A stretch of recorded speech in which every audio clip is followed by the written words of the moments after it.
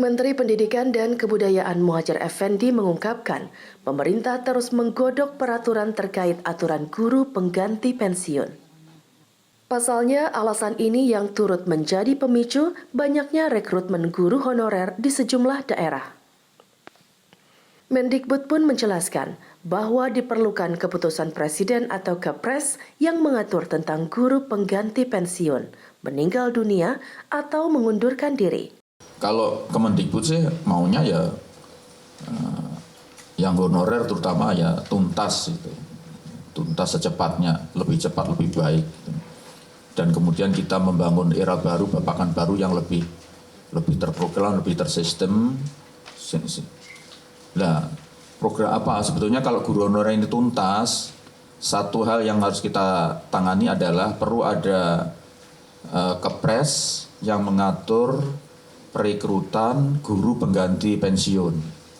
Karena sebetulnya sumber utama dari guru honorer itu adalah guru pengganti pensiun.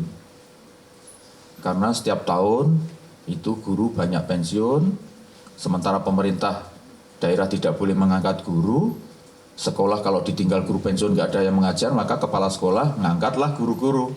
Dan itu memang tidak ada aturannya, dan itulah yang akan kita atur.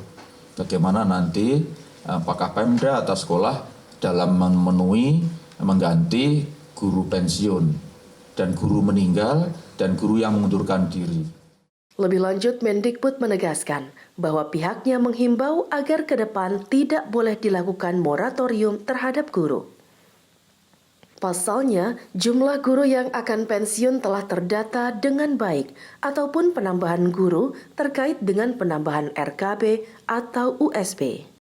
Pola ke depan itu pertama saya sudah menyampaikan kepada Bapak Presiden juga, tidak boleh tidak ada pengangkatan guru setiap tahun. Setiap tahun harus ada pengangkatan guru, yaitu guru pengganti pensiun, dan itu angkanya jelas. Misalnya tahun ini ada 42.000 guru pensiun, gitu. Tahun depan 54.000, jadi kita sudah bisa punya proyeksi 10 tahun ke depan, betulnya guru pensiun itu.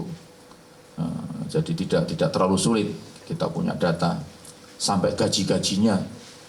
Jadi misalnya kalau tahun ini 42.000 pensiun itu berapa gaji anggaran negara yang berkurang, yang dari DAU dan alokasi umum itu.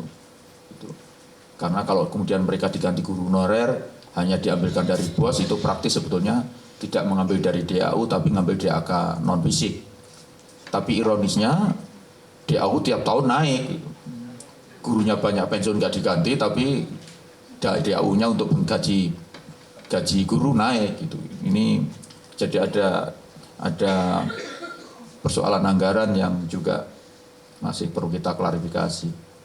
Pada kesempatan yang sama, Wakil Ketua Komisi 10 DPR RI, Hetifah Syaifuddin turut mendukung hal ini, mengingat kebutuhan guru yang sangat penting. Jadi kita harus mulai itu dari pasti data dasarnya, ya kan, tadi kebutuhan guru, dan juga tadi nanti dengan sistem zonasi ini kan sifatnya menyeluruh dan jangka panjang. Jadi betul gitu, harus seperti itu. Nah, nanti jangan sampai kita punya kebijakan kementerian lain misalnya moratorium, padahal kita tahu bahwa guru itu masih tetap dibutuhkan, masih ada kekurangan, apalagi di daerah-daerah tertentu. Nah, ini juga harus berbasis wilayah gitu, karena tadi kan ada soal distribusi kan, maksudnya zonasi itu, jadi kita juga jangan mengatakan hanya kurang saja, tapi mungkin di daerah tertentu ada juga yang lebih, tapi kita bisa relokasi atau bagaimana gitu. Jadi kami sih di DPR pertama menghimbau supaya data itu lebih, data-data itu memang segera diupdate dan segera digunakan sebagai basis untuk membuat kebijakannya itu.